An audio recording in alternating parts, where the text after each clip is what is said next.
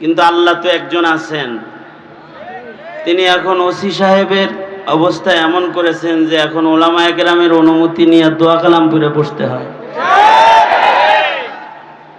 এই সব কিছু একজন করেন, তিনি কে? আমার অত্যন্ত মোহাব্বতের স্নেহের ছোট ভাই, যোগ্য মুফাসসিরে কোরআন মুফতি আব্দুর রহিম আল মাদানী গুরুত্বপূর্ণ নসিহা করেছেন, আরও হযরত উলামায়ে কেরাম কথা বলেছেন। মাঝরাত্রি হয়ে গেছে, এখন আর লম্বা কথার জরুরত নাই। এই কারণে আমি সূরাতুল ইখলাস পড়েছি, যে আমি একবার পড়লে আপনারা শুনলেও যেন 10 পারা কোরআন পড়ার সওয়াব হয়। নবীজির একটা হাদিস পড়ছি, কিছু কথা খুব সংক্ষেপে। আল্লাহ তাআলা আছেন না নাই? আল্লাহ আছে না নাই? এখনকার সময়ের মুমিনদের মনে প্রশ্ন, প্রকাশ্য প্রশ্ন তাদের, দ্বীনহীনতা, দ্বীনি জ্ঞানের কমজোরি মুসলমানদেরকে এমনভাবে গ্রাস করে ফেলেছে যে শিক্ষিত মানুষের প্রশ্ন হলো আল্লাহ আছে তো কোথায়, কই? এটা হলো শিক্ষিতদের প্রশ্ন। এই প্রশ্নের উত্তর তাদেরকে না বোঝানোর কারণে অথবা এই প্রশ্ন তাদের মাথায় আসার কারণে তারা বিজ্ঞ অভিজ্ঞ শিক্ষাবিদ নামে চলাফেরা করলেও এরা মূর্খের দলে গিয়ে তারা নাস্তিক মুরতাদ হয়ে মুসলমানের ঘরে জন্মগ্রহণ করে তারা বেদিন হয়ে কবরপথের যাত্রী। এইটার সংখ্যা এখন অনেক। আগে গ্রামে নাস্তিক ছিল একাত্রা, পুরা দেশে ছিল একাত্রা নাস্তিক মাথাচাড়া দিত। এদেশের মুসলমানরা নাস্তিকদেরকে এ দেশ থেকে তাড়ায় দিত, শেষ বেলায় তারা দাদাদের দেশে যায় পাড়ি জমাইত। এরকম হয়েছে না বারবার? এই তসলিমা নাসরিন, কবির চৌধুরী, এদের দেশ ছাড়তে হয় নাই? সালমান রুশদি, এদের দেশ ছাড়তে হয় নাই? হয়েছে। কিন্তু এখন নাস্তিকের সংখ্যা এত যে তারা রব বিশ্বাস করে না, আল্লাহ বিশ্বাস করে না, স্রষ্টা একজন আছেন এটা বিশ্বাস করে না। এমন মানুষের সংখ্যা প্রচুর পরিমাণ মুসলমান ঘরে জন্মগ্রহণ করেছে যাদের তাওহীদের উপরে বিশ্বাস নাই, একাত্মবাদের উপরে বিশ্বাস নাই। একাত্মবাদ এর উপরে পূর্ণ বিশ্বাস ও আস্থা হাসিনারও নাই, আওয়ামী লীগের নেতাদেরও নাই, শিক্ষাবিদদের নাই, এদেশের বহু মুসলমানের নাই। যারা নামে মুসলমান তাদের একাত্মবাদের বিশ্বাস নাই। অথচ একাত্মবাদ এটা যদি কেউ খালি মুখে একবার উচ্চারণ করে, তাহলে আল্লাহর রাসূল নিজের চাচাকে বলেছেন, উহাজ্জু লাকা ইয়াউমাল কিয়ামা। উহাজ্জু মানে, ওগো চাচা, আপনি যদি একবার বলেন যে আল্লাহ ছাড়া আর কোনো ইলাহ নাই, আল্লাহ পাকের একাত্মবাদকে যদি আপনি একবার মুখে বলেন খালি, তাহলে উহাজ্জুলা, আমি আল্লাহর সাথে ঝগড়া করব আপনাকে জান্নাতে নেওয়ার জন্য। জোরে আওয়াজ করে বলেন, আওয়াজ করে একাত্মবাদ বলেন, লা ইলাহা ইল্লাল্লাহ, লা ইলাহা ইল্লাল্লাহ, লা ইলাহা ইল্লাল্লাহ। এটা যদি একবার ইয়াকিনের সাথে, বিশ্বাসের সাথে মুখে কেউ বলে, তাহলে আল্লাহর রাসূল যদি নিজের চাচার জান্নাতে নেওয়ার জন্য আল্লাহর সাথে যুদ্ধ করবেন, ঝগড়া করবেন, এটা বলতে পারেন, আল্লাহর সাথে জোরাজোরি করবেন, কষাকষি করবেন, এটা বলতে পারেন, তাহলে আল্লাহর রাসূল কি একবার কালেমা পড়নেওয়ালা কোনো মুমিনকে দোজখে যাইতে দিবেন? কারণ নবীজি তো চাচাকে যেমন মহব্বত করেন, যার মুখে কালিমা আছে তাকেও তো মহব্বত করেন। মাহে রবিউল আউয়াল আপনারা খালি মহব্বত করেন তা না, নবীজিও আমাদেরকে মহব্বত করে। কিরকম মহব্বত করে? ময়দানে মাহশারে আল্লাহর রাসূল বলেন, আমি বাচ্চাওয়ালা মুরগির মতো উড়াল দিব, কোমরে কাপড় বাঁধবো আমার একটা কালিমাওয়ালা উম্মতকে জান্নাতে নেওয়ার জন্য। আশ্চর্য বিষয় হলো, না এই কালিমার উচ্চারণ আছে, না এই কালিমার শিক্ষা আছে, না কালিমার বিশ্বাস মুসলমানের ভেতরে আছে। আল্লাহ রাসূল সাল্লাল্লাহু আলাইহি ওয়াসাল্লাম নিজের চাচাকে যে মৃত্যুর আগ মুহূর্তে বললেন, একবার বলুন। একবার কয়বার? একবার বলুন, তো আমি আল্লাহর সাথে আপনাকে জান্নাতে নেওয়ার জন্য জোরাজোরি করব। কিন্তু একবার বলে নাই। যে সকল কথাগুলো বলেছে তা দিয়ে প্রমাণিত হয় যে তাওহীদের উপরে হুজুরের চাচা আবু তালিব, যিনি নবীজির অভিভাবক ছিলেন, নবীজির অভিভাবক আবু তালিবের ইন্তেকাল তাওহীদের উপরে হয় নাই, মুশরিক হিসেবে হয়েছে। সাহাবীরা জিজ্ঞাসা করেছে, মুশরিক হিসেবে তাকে আল্লাহ তাআলা কিরকম শাস্তি প্রদান করবে? আল্লাহর রাসূল বলেন, আমার চাচা তো আমার অভিভাবক, সারা জীবন আমার অভিভাবকের দায়িত্ব পালন করেছে, কিন্তু তাওহীদের উপরে পূর্ণ আস্থা বিশ্বাস না থাকার কারণে আমার চাচাকে সর্বনিম্ন যে আযাবটা আল্লাহ দিবেন সেটা হলো আগুনের জুতা পরাইয়া দিবেন। শুধু আগুনের যে জুতাটা পরাইয়া দিবেন, এইটার কারণেই আমার চাচার মগজ গড়ায় গড়ায় পড়বে। নমরুদের ঘরে জন্ম হয়েছে, নমরুদের দেশে জন্ম হয়েছে। ইব্রাহিম আলাইহিস সালাতু ওয়াস সালাম নমরুদের মন্ত্রীর ঘরে জন্মগ্রহণ করেছেন, কিন্তু নিজের পিতাকে নমরুদের মন্ত্রী হওয়ার পরে বাঁচাইতে পারেন নাই। অভাবটা কিসের? নমরুদ তো খোদা দাবিদার ছিল, তার মন্ত্রী হলো আজার। এত বড় আসন ছিল, কিন্তু একাত্মবাদের ইয়াকিন আর বিশ্বাস ছিল না। বলুন, জান্নাতি না জাহান্নামী? ইব্রাহিম আলাইহিস সালাম দোয়া করছেন বাপের লেগে, আল্লাহ তাআলা ধমকি দিয়া বলছেন দোয়া করবেন না। পয়গম্বরের পিতা হওয়ার পরেও তাওহীদ যখন ঠিক নাই, অথবা নমরুদের মন্ত্রী হওয়ার পরেও তাওহীদ ঠিক নাই, জান্নাতি না জাহান্নামী? জাহান্নামী।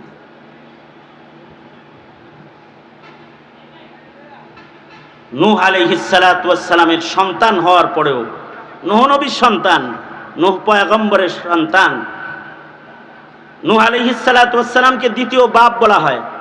আদম আলাইহিস সালাতু ওয়াস সালাম প্রথম বাপ, দ্বিতীয় বাপ হলেন নূহ আলাইহিস সালাতু ওয়াস সালাম।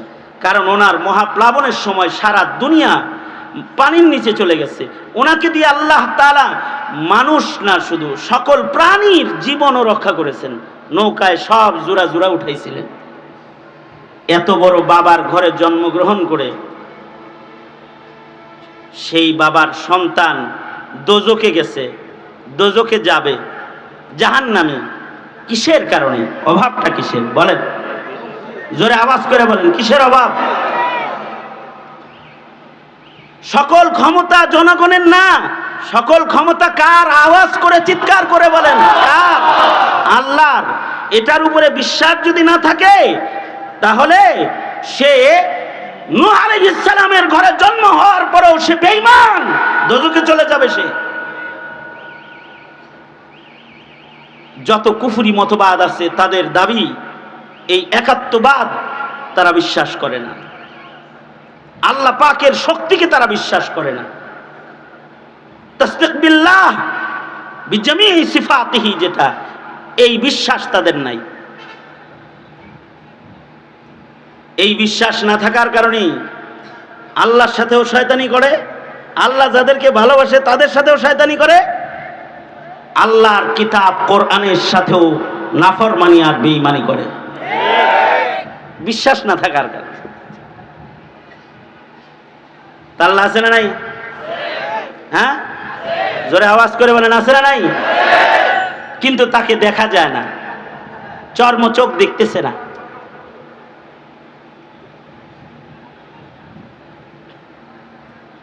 এবং আল্লাহ কয়জন বলেন তো? জোরে আওয়াজ করে বলেন, কয়জন? আল্লাহ কয়জন? ওয়াল্লাহু আহাদ, তিনি একজনই। তিনি আছেন, তাকে মানতে হয়, দেখা যায় না। এই জিনিসটা নিজের বাচ্চাদেরকে বুঝায়েন যে আল্লাহ আছে। নিজের ছেলেরে আলেম না বানাইতে পারেন, কমাস কম বুঝায়েন আল্লাহ আছে। এইটা যদি বুঝান তাহলে আলেমের সাথে বেয়াদবি করবে না, আলেমের সাথে বেয়াদবি করবে না, ধর্মের সাথে অধ্যত্বের আচরণ করবে না, নাস্তিক হবে না, মুরতাদ হবে না। এটা বুঝান যে আল্লাহ আছে। আল্লাহ যে আছে এটা কোরআন হাদিস দিয়ে বোঝান লাগবো। অফি আনফুসিকুম আফালা তুবসিরুন, আল্লাহ যে আছে এটা আল্লাহ পাকের সৃষ্টি। আল্লাহ পাকের সৃষ্টির দিকে তাকায় এই একটা বে আকল বে এলেমও বুঝবে আল্লাহ একজন আছে। ইলিম লাগবে না, আকল দিয়াও যদি খালি ফিকির করে, নিজের দিকে তাকায়, তাহলেও বুঝবে আল্লাহ আছে। কারি তৈয়ব সাহেব রহমতুল্লাহ আলাই, হাকিমুল ইসলাম কারি তৈয়ব সাহেব রহমতুল্লাহ আলাই, উনি বলছেন যে মানুষের দেহের ভিতরে, এই সায়েন্স বলে মানুষের দেহে আগুন আছে, বাতাস আছে, পানি আছে, মাটি আছে, মানুষের দেহে আছে। কোরআনও বলে, হাদিসও বলে। কিন্তু এই চারটি ধাতু যেটা, এইটা হলো একটা আর একটার বিপরীত। যেখানে পানি থাকবে সেখানে আগুন থাকবে না। আগুন যদি কোথাও থাকে লাগে, তখন এটা নিভানোর জন্য কি ব্যবহার করে? হ্যাঁ, পানি ব্যবহার করে। বাতাস যদি বেশি প্রবল হয়, মাটি ও পানি সেখান থেকে বাতাসে সরে যায়। একাত্রিত হওয়ার জিনিস না এটা। পৃথিবীর সকল বিজ্ঞান মিলে এটাকে একাত্রিত করতে পারবে না। কিন্তু মানুষের দেহের ভিতরে যে চারো জিনিস একত্রিত করলেন, এটা কি তোমাদের কোনো দাদাই করেছে, কোনো নানায় করেছে? এটা কে করেছে? জোরে আওয়াজ করে বলেন, কে করলো? অফি আনফুসিকুম আফালা তুবসিরুন, একজন আছেন তিনি। কামালউদ্দিন তিমিরি রহমতুল্লাহ আলাইহি হায়াতুল হাইওয়ান কিতাব লিখেছেন। এই কিতাব কোনো প্রাণী বিজ্ঞান শেখানোর জন্য লেখেন নাই, জাতিকে এক আল্লাহ আছেন একজন এটা শেখানোর জন্য লিখেছেন। বিভিন্ন প্রাণীর বৈশিষ্ট্য লিখেছেন। এই হায়াতুল হাইওয়ানে কিতাবের মধ্যে কামালউদ্দিন তিমিরি রহমতুল্লাহ আলাইহি কবুতরের বাচ্চার কথা বলেছেন, যে কবুতরের বাচ্চার যখন জন্ম হয়, কবুতর 3 দিন পর্যন্ত তার বাচ্চার মুখে দম করতে থাকে, শ্বাস দিতে থাকে, আনতে থাকে, দিতে থাকে, আনতে থাকে। কয়দিন? হ্যাঁ, যার বাড়িতে কবুতর আছে টেস্ট করে দেখেন। কবুতর পালে না এখন? হ্যাঁ, বাচ্চা হওয়ার পরে মা 3 দিনের ভেতরে বাচ্চার পাশ থেকে সরে না, মুখের ভেতরে শ্বাস দিতে থাকে আর টানতে থাকে। কেন? কামালউদ্দিন তিমিরি রহমতুল্লাহ আলাইহি বলেন, কবুতরকে যে আল্লাহ বানায়, বানানোর পরে তার খাদ্যথলি যেটা, এটা এভাবে লাগানো থাকে, খাদ্যথলি খোলে না। এই খাদ্যথলি খোলার জন্য মা তার সন্তানের খাদ্যথলি খুলতে 3 দিন নিজের মুখ দিয়া সন্তানের পেটে বাতাস দিতে থাকে, টানতে থাকে, দিতে থাকে, টানতে থাকে। তো খাদ্যথলিটা খুলে যখন, তখন মা খাবার এনে সন্তানের মুখের ভেতরে প্রবেশ করায় দেয়। সুবহানাল্লাহ, আরো আস্তে করে কোন, কেউ যেন না শুনে। এবার বলুন তো, কবুতররে কোন স্কুলে পড়াইছিলেন?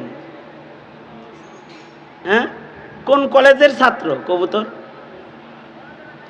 কবুতর কোন শিক্ষকের কাছ থেকে এই মেডিকেল সায়েন্স পড়েছিল যে বন্ধ খাদ্যথলির মুখ কিভাবে খুলতে হয়, ভেতরে খাবার দেওয়ার তরিকা কি?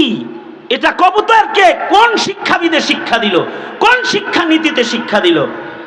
এটাকে, এই কবুতরকে এই শিক্ষা অদৃশ্যের থেকে একজন দান করেছেন, যাকে আমি আমার চর্মচোখে দেখি না, কিন্তু তিনি আছে। তিনি কে? জোরে আওয়াজ করে বলেন, তিনি কে? কয়জন তিনি? একজন। তুইজ্জু মান তাশাউ ওয়া তুযিল্লু মান তাশাউ বিয়াদিকাল খায়র ইন্নাকা আলা কুল্লি শাইইন কাদির। সেই এক মাওলা শুধুই মাত্র কবুতরের খাদ্য থলি খুলেন না, তিনি যাকে চান তাকে ইজ্জতের আসন দান করেন, আবার যাকে চান তো মাটি দিয়ে হাইটা যেতে দেন না, পালায়া সব ছাইরা বেজ্জতির মাধ্যমে তাকে বের করে দেন। আওয়াজ করে জোরে বলেন কে তিনি? জোরে আওয়াজ করে বলেন তিনি কে? তিনি আল্লাহ। তিনি আছেন, তার কুদরত থেকে তাকে চেনা যায় কিন্তু তাকে চর্মচোখে দেখা যায় না। সে মহান মালিকের নাম আল্লাহ। কুল হুয়াল্লাহ আহাদ, তিনি একক। এর রব যদি নিজের সন্তানকে যদি মুসলিম ঘরে জন্মগ্রহণ করার পরে যদি রব চিনাইতে মুসলিম পিতা মাতা ব্যর্থ হয়ে যাও, যদি নিজের সন্তানকে তার রব, তার ইলাহ, তার মাওলা, তার আল্লাহ তাকে যদি তুমি চিনাইতে অক্ষম হয়ে যাও, তাহলে নবীর চাচা হওয়ার পরেও যেমন আবু তালিব জাহান্নামে নিক্ষিপ্ত, ইব্রাহিম নবীর বাপ হওয়ার পরেও যেমন আজর দোজকে নিক্ষিপ্ত, নূহ আলাইহিস সালামের সন্তান হওয়ার পরেও তাওহীদ না বুঝার কারণে, আল্লাহ না বুঝার কারণে যেমন জাহান্নামের আগুনের ইন্ধন, তোমার সন্তান মুসলিম হওয়ার পরেও যদি তাকে আল্লাহ আল্লাহর রাসূল না চিনাও, খোদার কসমে সন্তানকে তুমি জান্নাতে পৌঁছাইতে পারবা না। এই দেশের আলেমরা অথবা এদেশের কোরআনের মুফাসসির যারা কোরআন আলোচনা করেছে, যারা তাফসীর করে, যারা ওয়াজ করে, যারা নসিহত করে, তারা জাতিকে রব চিনানোর চেষ্টা করে, রব চিনানোর চেষ্টা করে, এক আল্লাহ চিনানোর মেহনত করে। দাওয়াত ও তাবলীগ এক নাম্বার উসুল, রব চিনো, লা ইলাহা ইল্লাল্লাহ, এটা বুঝো। এই ওয়াজ মাহফিল গুলো বন্ধ করে 17 কোটি মুসলমানের মাটিতে নাস্তিকের বাজার কায়েম করেছিল আওয়ামী লীগ, নাস্তিকের বাজার কায়েম করেছে।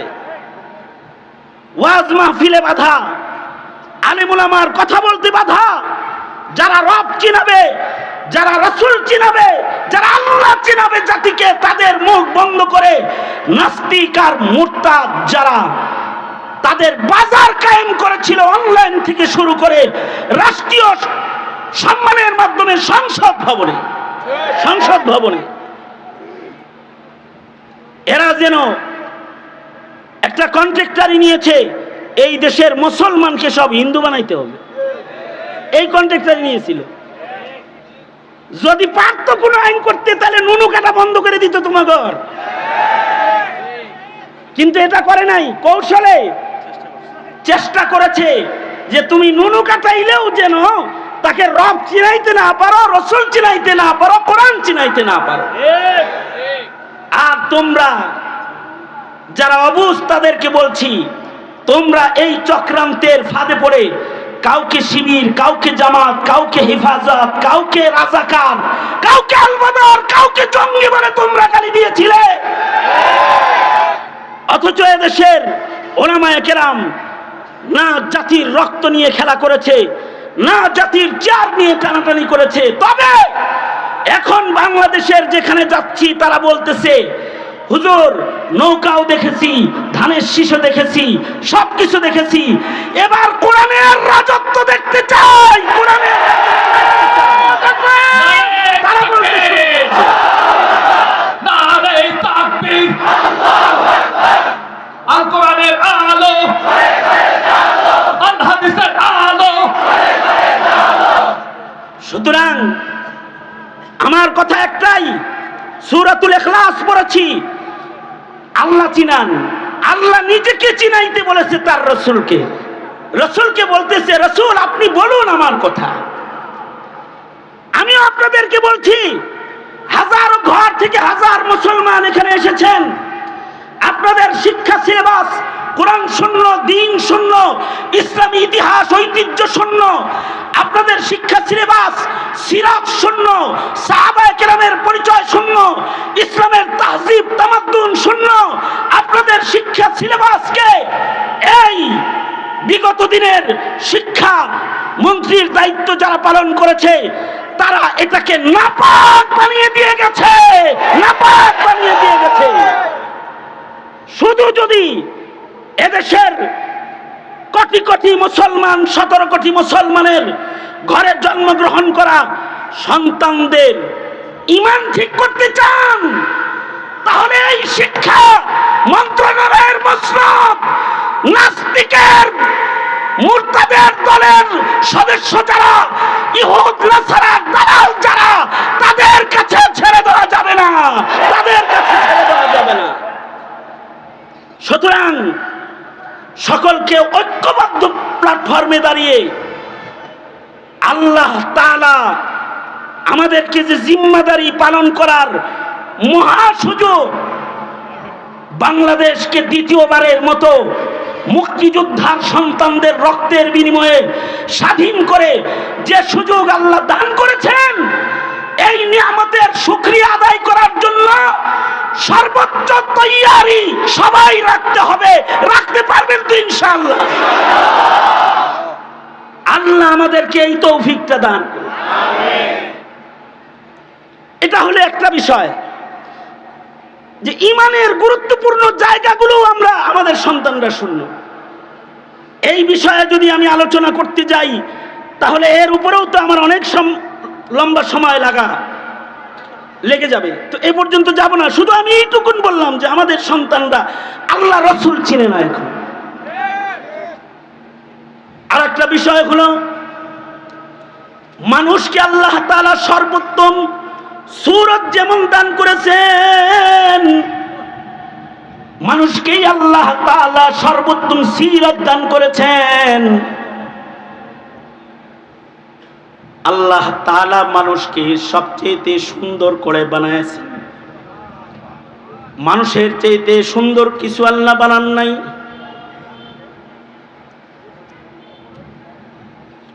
আহসানি তাকওয়িম, সর্বোচ্চ সৌন্দর্য আল্লাহ মানুষকে দান করেছেন।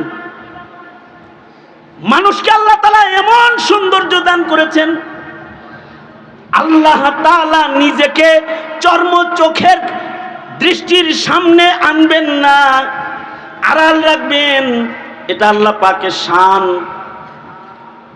তবে কাসেম নানুতবি রহমাতুল্লাহি আলাইহি বলেন, যদি আল্লাহ তাআলা কোনো আকৃতিতে চর্ম চোখওয়ালাদের সামনে দুনিয়াতে আসতেন, তাইলে আল্লাহ তাআলা মানুষের আকৃতিতেই মানুষের সামনে হাজির হতেন। তার মানে হলো মানুষের সূরতের সৌন্দর্য এত, এর চাইতে পছন্দিদা সৌন্দর্য আর নাই। খালাকাল্লাহু আদামা বিয়াদিহি, আল্লাহ নিজের হাতেই সুন্দর মানুষটাকে বানিয়েছেন। কিন্তু মানুষের এই সৌন্দর্য আসল সৌন্দর্য না, যদি না মানুষের মাঝে চারিত্রিক সৌন্দর্য না আসে। বুইসতু লিউতাম্মিমা মাকারিমাল আখলাক, আল্লাহর রাসূল বলেন, এহে আমার উম্মতেরা, এহে জাতি, আমি রাসূল তোমাদেরকে চারিত্রিক গুণাবলীর মানুষ বানাইবার জন্য আগমন করেছি। আপনার সন্তান চারিত্রিক গুণাবলী শিখবে, যাকে দিয়ে তাকে যেন চিনাইতে না পারেন, তার সিরাত যেন বলতে না পারেন। এ কারণে ইসলাম আর মুসলমানদের দুশ্মন যারা, তারা নবীর সিরাতের জায়গায় মিলাদুন নবী, জশ্নে জুলুসে ঈদে মিলাদুন নবী, মিষ্টি বিতরণ, র্যালি আর কেক হাজির করে দিয়ে আপনার সন্তানকে চারিত্রিক গুণাবলীর মানুষ হওয়ার থেকে দূরে সরানোর চক্রান্ত এটে যাচ্ছে গোটা রবিউল আউয়াল ব্যাপী, গোটা রবিউল আউয়াল ব্যাপী। যেন আপনার সন্তানের সামনে আপনার নবীর আখলাক সৌন্দর্য যেন প্রস্ফুটিত হয়ে না যায়, এই চক্রান্ত করে যাচ্ছে। আর যেই উলামায়ে কেরাম নবীর সিরাত বলবে, নবীর সিরাত পড়াবে, এটা যেন পড়াইতে না পারে। সিলেবাস থেকে রাসূল সরায়া গোমাতাকে প্রবেশ করানো হয়েছে, দেবদেবী প্রবেশ করানো হয়েছে। কথা বলেন ঠিক না বে ঠিক করে বলেন। ট্রান্সজেন্ডার প্রবেশ করানো হয়েছে। চারিত্রিক গুণাবলীর মানুষকে পশুর চাইতে জঘন্য বানানোর জন্য ট্রান্সজেন্ডার মতবাদ মানুষের সামনে হাজির করা হয়েছে। একদিকে আল্লাহর রাসূলের পরিচয় থেকে দূরে সরানো, আর একদিকে সিরতে ইনসান, যেটা ইনসানের পছন্দিদা আখলাক, যেটা এটার থেকে দূরে সরানোর জন্য যৌথ চক্রান্ত আমাদের এদেশে বাস্তবায়িত হচ্ছে। আমি বলবো, আগামী সরকার গঠন হবে, তোমার সন্তানকে রাসূল চিনানোর পূর্ণ প্রস্তুতির সরকার গঠন। আগামী নির্বাচন হবে, তোমার সন্তানকে আল্লাহ চিনানোর নির্বাচন। আগামী নির্বাচন হবে, তোমার সন্তানকে ইসলাম ধর্মের পরিচয় শিক্ষা দেবার নির্বাচন। আগামীর সরকার গঠন হবে এদেশের মুসলমানের তাহজিব, তামাদ্দুন আর ঈমান আকীদা সংরক্ষণ করার আন্দোলন। আন্দোলন আন্দোলন আন্দোলন, ঠিক কিনা করে আওয়াজ করে বলেন, এটা হবে আন্দোলন। সঙ্গত কারণে আমরা বলে দিয়ে যাচ্ছি, সামনের প্রতিটি কদম হুঁশিয়ার কদম বাড়াও, নচেত কিন্তু প্রজন্মের ভেতরে ইমানদার নামে থাকলেও ইমানদার পরিচয়ের কবরের যাত্রী তালাশ করে পাবা না তোমরা। সুতরাং আমরা সোচ্চার থাকবো ইনশাআল্লাহ। বলুন, দাওয়াত ও তাবলীগকে সহযোগিতা করুন। ইসলামের নামে যারা রাজনীতির ময়দানে কাজ করে তাদেরকে সহযোগিতা করুন, ঐক্যের প্ল্যাটফর্মে আসুন এবং এই দেশে কোরআনের রাজ কায়েম করে 17 কোটি মুসলমানের ঈমান, ইসলাম, তাহজিব, তামাদ্দুন গঠন করার দায়িত্ব ভূমিকায় অবতীর্ণ হন। এটা সময়ের দাবিতে পরিণত হয়েছে। আমি ধন্যবাদ জানাই ওই সকল বৈষম্য বিরোধী ছাত্র আন্দোলনের ছেলেদেরকে যারা এই কোনাবাড়ির মাটিতে মাহফিলের ইন্তজাম করেছে। এই কাশিমপুর কারাগারে যখন আমি ছিলাম, কারাগারের কারারক্ষীরা এখানে আসছে বয়ান শুনতে। আমি তো 6 মাস বসে ঘুমাইছি। লেট কার সোনা হারাম থা, সোজা শুয়ে থাকা আমার জন্য হারাম ছিল 6 মাস। কারণ আমার এই হাত দিয়ে পিক পড়তো। এখানে কারারক্ষীরা যারা আসছে ওরা জানে, আমার এক হাত থাকতো গলায় ঝুলানো, আর আরেক হাতে হ্যান্ডকাপ টানাটানির দাগ এখনো আছে। এই যন্ত্রণা নিয়ে এখানে বসে থাকতাম। আর তখন ভাবতাম আমার সবচেয়ে পড়োশি বন্ধুরা এ কোনাবাড়ি কাশিমপুর এলাকায়, আমি কোনো মাহফিলে গেলে তারা আমার বয়ান শুনতে যেত। আজকে আমি এখানে বন্দি আছি, বয়ানের আওয়াজ মাইকে যায়, জেলখানায় বসে বসে কান পেতে থাকি কে বয়ান করতেছে।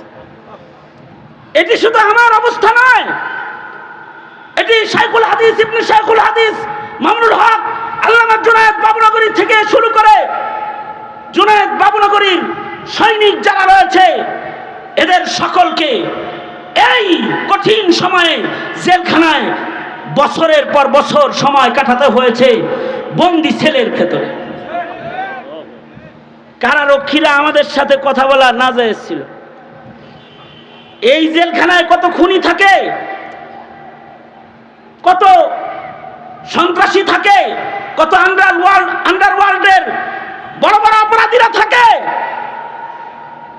তারা জেলখানার যখন ছুটির টাইম হয়, সবাই যখন ভেতরে আটকানো হয়, তখন তারা ব্যাডমিন্টন খেলে।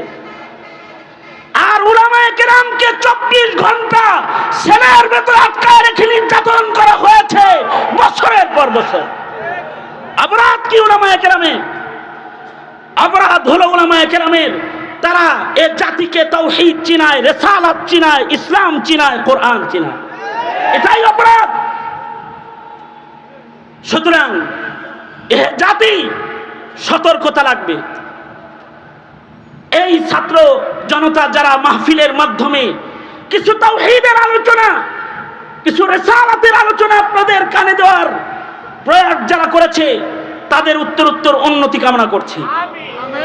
আপনারা দেখেছেন বন্যায় ক্ষতিগ্রস্তদের সহযোগিতা এবং বৈষম্য বিরোধী ছাত্র আন্দোলনে যারা শহীদ হয়েছে, জীবন দিয়েছে, তাদেরকে আর্থিক সহযোগিতা করার মানুষে আজকের এই সম্মেলন এটা আয়োজন করা হয়েছে।